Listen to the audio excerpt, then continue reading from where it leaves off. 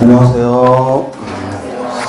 자, 오늘은 지난 시간 이어서 언어의 기능부터 출발하면 되죠.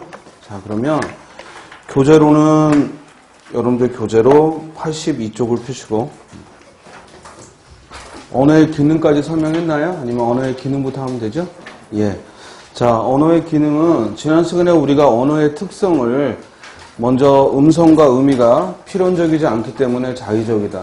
그래서 약속을 했고, 약속을 해서 사회성이라고 하고, 다시 그것은 시간이 지나면 변하기 때문에 역사성을 갖는다고 했고, 또한 언어는 무한한 표현이 가능하기 때문에 개방성을 갖고, 그리고 하위 요소들이 모여서 선택과 통합을 하기 때문에 체계성을 갖는다라는 얘기를 했습니다.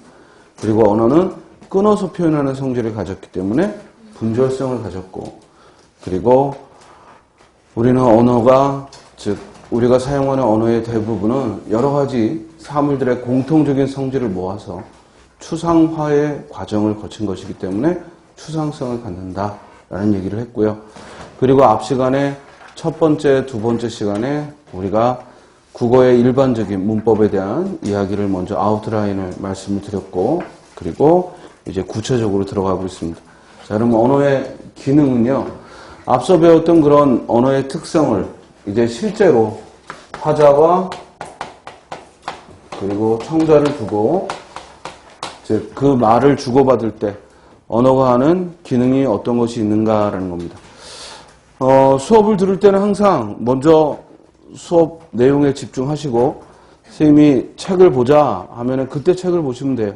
제가 첫 시간에도 말씀드렸지만 책을 정복하는 게 우리의 목적이 아니라 수업 문제를 맞히는 게 우리의 목적이니까 수업에 일단 집중하시고 또 책에 어디를 보자 하면은 보시면 되고, 그 외에는 같이 판서도 하고 그리고 생각도 해보고, 제일 중요한 건 스스로 생각해 보는 거예요.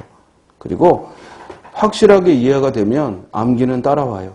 그런데 이해가 안 되면 아무리 반복하고 해도 암기가 안 됩니다.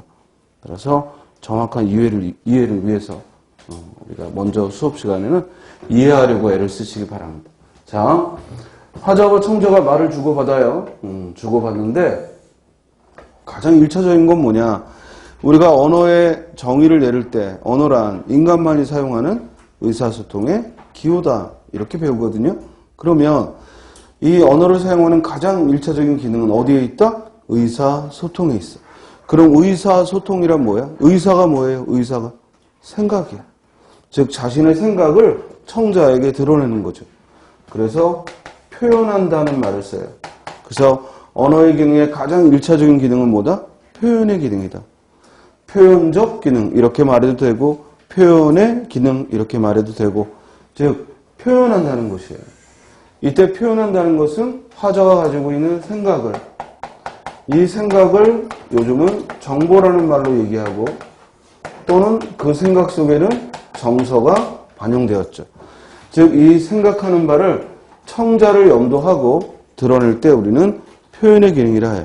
자, 이 표현의 기능과 상대되는 게 뭐냐면, 표현의 기능은 일단 청자를 염두하고 말하는 거예요.